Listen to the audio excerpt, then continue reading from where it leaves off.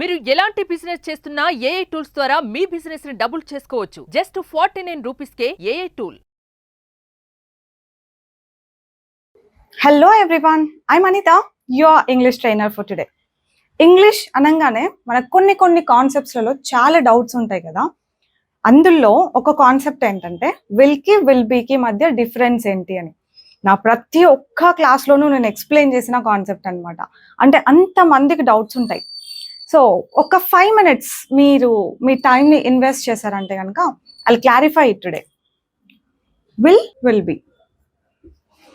First will చూస్తే will ఎప్పుడు use చేయాలి అని మనం ఇది తెలుసు, రెండు ఫ్యూచర్ గురించి మాట్లాడడానికి అని. కాకపోతే విల్ ఏంటంటే ఫ్యూచర్లో చేసే కొన్ని పనులు. అంటే నేను నిన్ను మళ్ళీ కలుస్తా, కాల్ చేస్తా, నేను డిస్కస్ చేస్తా, నేను మేనేజ్ చేస్తా. నేననే కాదు, ఏ ప్రొనౌన్స్ అయినా వాళ్ళు మనతో మాట్లాడతారు, వాళ్ళు కొంటారు, ఆమె నిన్ను అడుగుతుంది. ఫ్యూచర్ గురించి మాట్లాడేటప్పుడు అంతా మనం విల్ని యూజ్ చేస్తాం వర్బ్ వన్ తోటి అనమాట. అంటే I will call you, she will inform, they will ask us. ఇట్లా వాళ్ళు కాల్ చేస్తారు, వాళ్ళు ఇన్ఫార్మ్ చేస్తారు, వాళ్ళు అడుగుతారు. ఇట్లా ఫ్యూచర్లో చేస్తాం ఒక పని అని చెప్పడానికి విల్ యూజ్ చేస్తున్నాం. అని చూడండి వర్బ్ ఎలా ఉందో. V1 ఉంది. అదే విల్ బి యూజ్ చేసినప్పుడు వర్బ్ ఐఎన్జి ఫామ్లో ఉంటుంది. దీని అర్థం ఏంటంటే, ఇది క్లియర్గా వినండి. దీని అర్థం ఏంటంటే ఫ్యూచర్లో ఆ పని చేస్తాం అని కాదు, ఫ్యూచర్లో ఆ పని చేస్తూ ఉంటాము అని. చేస్తామని కాదు, చేస్తూ ఉంటాము. బాగా విన్న ఒక ఎగ్జాంపుల్, నేను ఆ టైంకి ట్రావెల్ చేస్తూ ఉంటా. I will be travelling. ఎప్పటి నుంచినో ఇదే ఎగ్జాంపుల్ వినుంటారు. మనం ఇంకొన్ని రియలిస్టిక్గా ఉండే ఎగ్జాంపుల్స్ తీసుకుందాం. లైక్ ఫర్ ఎగ్జాంపుల్, మీరు నన్ను అడిగారు అనుకోండి, అనిత మనం 7 o'clock ఒకసారి కలుద్దామంటే 7కా? నో, 7కి I will be travelling. Travel చేస్తూ ఉంటా. I will be shooting. నేను షూట్ చేస్తూ ఉంటా. 7కి మీరు కలుద్దామన్నారు, కానీ నేను 7కి ఏం చేస్తూ ఉంటా? షూట్ చేస్తూ ఉంటా. లేదంటే 7కి I will be playing with my kids. నేను నా పిల్లలతో ఆడుకుంటూ ఉంటా. I will be teaching. నేను టీచ్ చేస్తూ ఉంటా. ఐ విల్ బి టీచింగ్ ఆన్లైన్లో టీచ్ చేస్తూ ఉంటా. అలా చేస్తాను అని చెప్పట్లేదు ఇక్కడ, చేస్తూ ఉంటా. వర్బ్ ఎలా వచ్చింది? ఐఎన్జి ఫామ్తో వచ్చింది. I will be teaching. ఎప్పుడు? ఫ్యూచర్లో ఒక పాయింట్ ఆఫ్ టైంకి అనమాట. I will be shooting. Shoot చేస్తూ ఉంటా, టీచ్ చేస్తూ ఉంటా, ట్రావెల్ చేస్తూ ఉంటా. ఆమెకి కలుద్దాం 5 o'clockకి ఒకసారి మెసేజ్ అంటే no, she will be studying at 5 o'clock. చదువుకుంటూ ఉంటుంది, లేదంటే ఆడుకుంటూ ఉంటుంది. ఫ్యూచర్లో ఒక పని చేస్తూ ఉంటుంది అని చెప్పడానికి, ఆర్ చేస్తూ ఉంటాము అట్లా చెప్పడానికి విల్ బి విత్ ఐఎన్జి. ఇంతే కాదు డిఫరెన్స్. క్వశ్చన్స్ ఎలా అడగాలి? విల్తో క్వశ్చన్స్ అడుగుతాం కదా. నువ్వు వస్తావా, కలుస్తావా, నువ్వు మేనేజ్ చేస్తావా, నువ్వు షూట్ చేస్తావా రేపు, ఇలాంటి క్వశ్చన్స్ అన్ని ఎలా అడుగుతాం? విల్ యూ అని అడుగుతాం. ఇదే ఫస్ట్ పెడతాం అనమాట. క్వశ్చన్స్ అడగాలంటే will you meet them. So questions అడిగేటప్పుడు అంతా విల్ షీ కమ్ టుమారో? ఆమె రేపు వస్తుందా? Will she join? ఆమె జాయిన్ అవుతుందా? విల్ షీ మేనేజ్ టుమారోనే కాదు, నెక్స్ట్ వీక్ ఇట్లాంటివి ఏదైనా పెట్టవచ్చు. Will she join next week? ఆమె నెక్స్ట్ వీక్ జాయిన్ అవుతుందా? Will he manage everything? అతను మేనేజ్ చేస్తాడా మొత్తం అంతా? ఇలా will he, will you, will they, ఇలా క్వశ్చన్స్ వస్తాయి. మరి విల్ బీతో క్వశ్చన్స్ ఎట్లా వస్తాయి? విల్ యూ బి అని చెప్పాలి. Will you be shooting? Anitha, I want to meet you at 7 o'clock. Will you be shooting? నేను కలుద్దాం అనుకుంటున్నా, నువ్వు షూట్ చేస్తూ ఉంటావా? Will you be shooting? Will he be, will she be, will be మధ్యలో ఒక ప్రొనౌన్ పెట్టి క్వశ్చన్ అడగాలి. Will she be? ఒక టైం వర్డ్ కూడా పెట్టొచ్చు, బట్ ఆ టైం వర్డ్ ఫ్యూచర్ అని మీకు అర్థమవుతుంది. బట్ డిఫరెన్స్ బాగా అర్థం చేసుకోండి. ఆ పని చేస్తూ ఉంటాను అని చెప్పడానికి విల్ బి విత్ ఐఎన్జి. చేస్తాం, వస్తాం, తింటాం, వెళ్తాం అని చెప్పడానికి విల్. సింపుల్గా ఒక ఎగ్జాంపుల్లో కంప్లీట్ చేయాలి అంటే, ఐ విల్ ఈట్, నేను తింటా. ఐ విల్ బి ఈటింగ్, నేను తింటూ ఉంటా. ఎప్పుడు ఒక పర్టికులర్ పాయింట్ ఆఫ్ టైంకి ఫ్యూచర్లో, అంతేనా? క్లియరా? అంతేకాదు, విల్ ఓకే ఫ్యూచర్కి V1 యూజ్ చేస్తాం, దట్స్ ఇట్. కానీ విల్ బీకి నాట్ ఓన్లీ ఐఎన్జీ, మీరు ఒక్కొక్కసారి చూస్తూ ఉంటారు V3 ఫామ్ యూజ్ చేస్తూ ఉంటారు. ఇట్ విల్ బీ డన్ అంటారు, హీ విల్ బీ ఇన్ఫార్మ్డ్ అంటారు, యూ విల్ బీ అప్డేటెడ్ అంటారు. మరి అక్కడ V3 ఫామ్ వచ్చిందే, అది కూడా తెలుసుకోవాలి కదా. మరి అది ఇంకొకరిని వెళ్ళి అడుగుతారా ఏంటి? సో అదేంటంటే దాన్ని పాసివ్ వాయిస్ అంటాం అనమాట. పాసివ్లో ఎప్పుడు V3నే కదా వస్తుంది. ఐ విల్ ఇన్ఫార్మ్, దీని అర్థం ఏంటి? నేను ఇన్ఫార్మ్ చేస్తా. ఎవరికి చేస్తానంటే నీకు చేస్తా. I will inform you.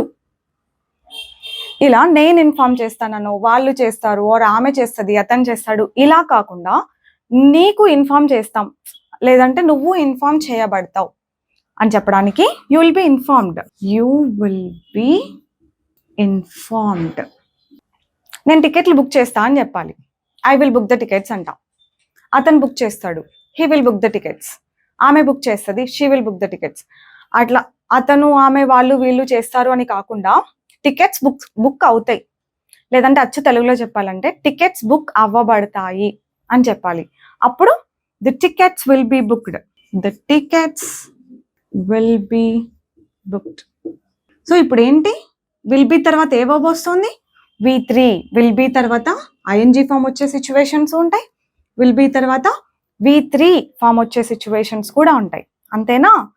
V3 వచ్చిందంటే అర్థం ఏంటి? చేయబడుతుంది, ఆ పని ఫ్యూచర్లో చేయబడుతుంది అన్నట్టుగా అర్థం అనమాట. షీ విల్ బి జాయిన్డ్ అని అన్నాం అనుకోండి, ఆమె మళ్ళీ జాయిన్ అవ్వబడుతుంది.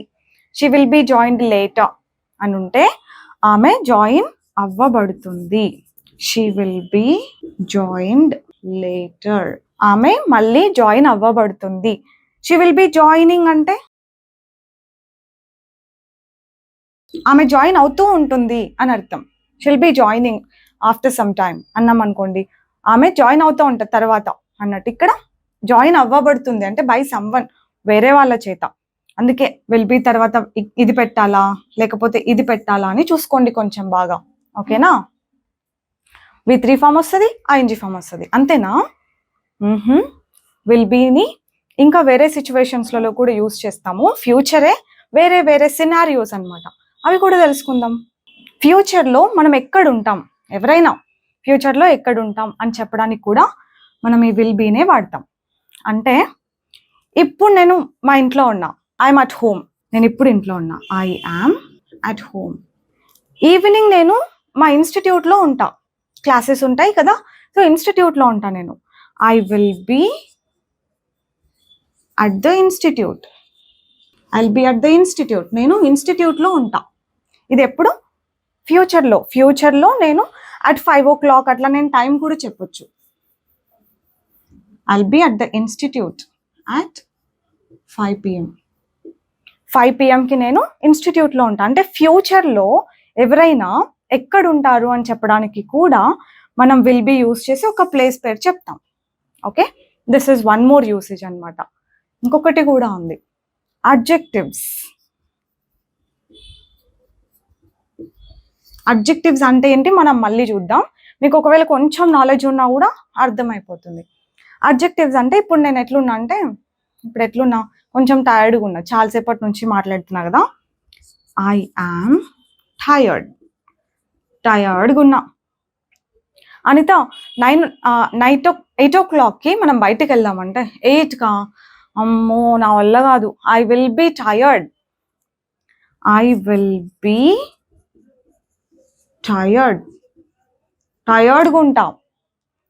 టయర్డ్గా ఉంటా ఎప్పుడు? ఫ్యూచర్కి అనమాట. అట్లా ఫ్యూచర్లో ఎట్లుంటాం అని చెప్పడానికి కూడా ఈ అడ్జెక్టివ్స్ యూజ్ చేస్తూ మనం విల్ బీనే వాడతాం. Not I, she will be, he will be tired అలా కూడా చెప్పొచ్చు.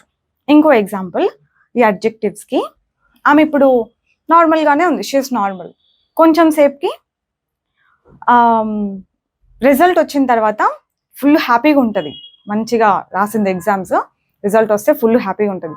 She will be so happy. Or నా దగ్గర ఒక గిఫ్ట్ ఉంది, షీఈస్ నార్మల్ నౌ, నా దగ్గర ఒక గిఫ్ట్ ఉంది, ఇది చూపిస్తే చాలా హ్యాపీగా ఉంటుంది. If I show her this gift, she will be happy. ఫ్యూచర్లో ఆమె ఎట్లుంటుంది అని చెప్తున్నాం. She will be happy. సింపుల్గా చెప్పాలంటే విల్ అంటే ఫ్యూచర్లో అట్లా చేస్తాం అని చెప్పడానికి V1 వర్బ్ మాత్రమే యూస్ చేస్తాం. ఇంకా వేరే ఏ వర్బ్స్ విల్ తోటి రావు, ఫిక్స్ అయిపోవచ్చు. విల్ బీ ఒకటే ING forms, V3 forms, places, ఇట్లా అడ్జెక్టివ్స్ ఇవన్నీ యూస్ చేస్తాం అనమాట. ఇన్ఫ్యాక్ట్ కొన్ని ప్రొఫెషన్స్ కూడా చెప్పొచ్చు. నేను ఇంతకుముందు లెక్చరర్ని, I was a lecturer before. Now నేను ఇప్పుడు ట్రైనర్ని, English trainer. I am a trainer. నేను ఫ్యూచర్లో ఏమో సాఫ్ట్వేర్ ఇంజనీర్ని అవుతానేమో. I will be a software engineer. లేకపోతే నేను ఇప్పుడు కొన్ని కోర్సులు తీసుకుంటున్నా, I will be a software engineer soon. Example మాత్రమే. I will be a trainer forever, just example. అర్థమైందా మీకు? ఇంకొంచెం ప్రాక్టీస్ చేయండి, అలవాటు అయిపోతుంది. That's all for today. I'll see you with one more useful concept next time. Keep learning till then. Bye bye.